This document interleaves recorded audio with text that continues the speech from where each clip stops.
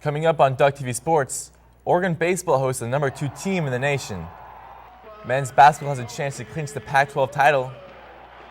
And women's basketball has their season come to a close. All that and more right now. Hello, I'm Erin Maloney alongside Andrew Bantley, and welcome to DuckTV Sports. A big home series for the baseball team against number 2 Vanderbilt. And women's basketball, softball, and the track team were also in action. But first, we start with the Oregon men's basketball team, which concluded their Pac-12 regular season this weekend. With UCLA losing on Wednesday to Washington State, the Ducks had an opportunity to clinch the Pac-12 crown with a win against Colorado, but the Ducks couldn't take advantage. The game was out of reach early in the first half, and going to halftime, the Ducks were down 37-21. The second half wasn't much better, as Colorado's Xavier Johnson had a career-high 22 points. The Ducks struggled at the free throw line, shooting under 41%. When it was all said and done, the Buffs ran over the Ducks, 76-53. On Saturday, the Ducks traveled to Salt Lake City to take on the Utah Utes and were dealt their second straight loss, which landed them the number 3 seed going into the Pac-12 tournament.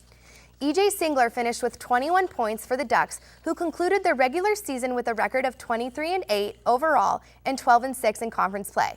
The Ducks are selected to play the winner of Washington versus Washington State on Thursday in Vegas. The Oregon Ducks welcomed Vanderbilt on Friday for a 3-game series, a battle between the 11th and 2nd ranked teams. Jake Reed was on the mound for the Ducks and looked to slow Vanderbilt's strong offense.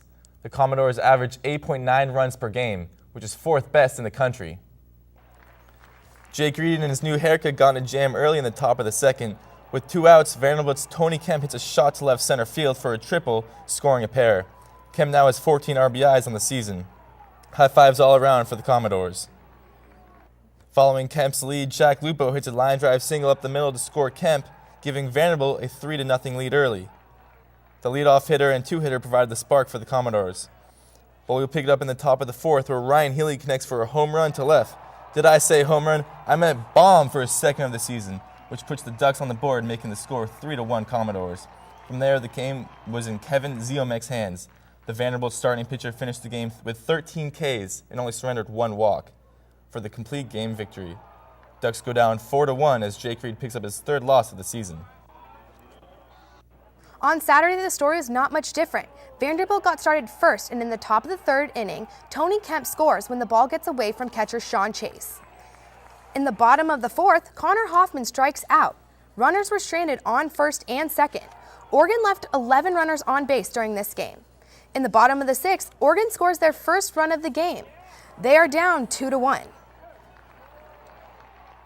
In the top of the 7th, Vanderbilt has bases loaded. Brando Tesser, yikes, and Vanderbilt walks one in. Bottom of 7th, a chance to capitalize on runs, but Oregon leaves multiple players stranded once again and ends the inning. The score is 3-1. Kemp up to bat, slaps a double that gets in an awkward spot between the shortstop and left fielder and puts 1 on the scoreboard for the Commodores.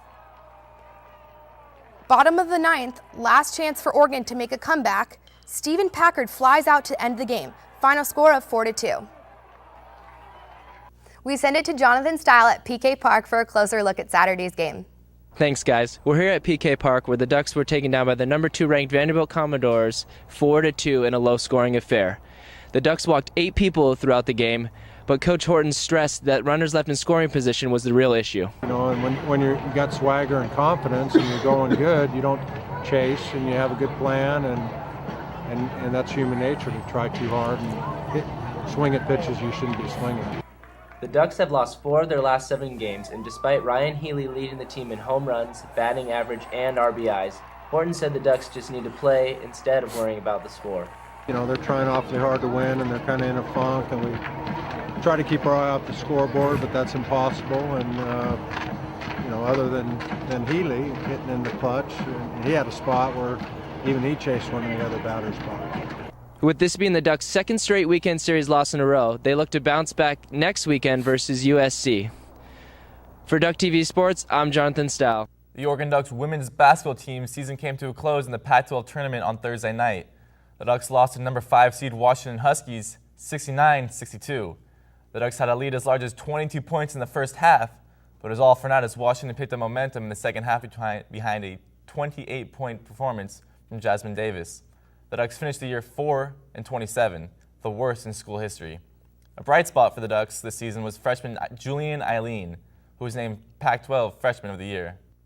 The track team traveled down to Fayetteville, Arkansas for the NCAA Indoor Track and Field Championships. The women ran a school record time in the 4x400 meter relay, which clinched their 4th straight NCAA Indoor Track and Field Championship. But the women weren't the only ones setting school records. Junior Mike Berry set a school record in the 400 meters on the men's side. The Ducks track team is set to compete next on March 16th in the Oregon Preview in Eugene.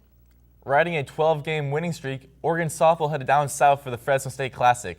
The number 9 team in the country finished the tournament with a record of 2-1, snapping their winning streak in a loss to Iowa State on Saturday. Sophomore Janie Takeda led the Ducks offensively, hitting .636 for the tournament. The Oregon Ducks now are 21-4 on the season. Their next match will be a doubleheader against New Mexico here in Eugene on Wednesday.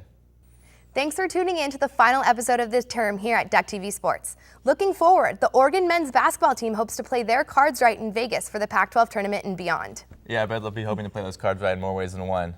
For all of us at DuckTV Sports, we want to thank you for tuning in this term and look for us next term. Check us out online and follow us on Twitter at DuckTV Sports. For Erin Maloney, I'm Andrew Bentley. Good night.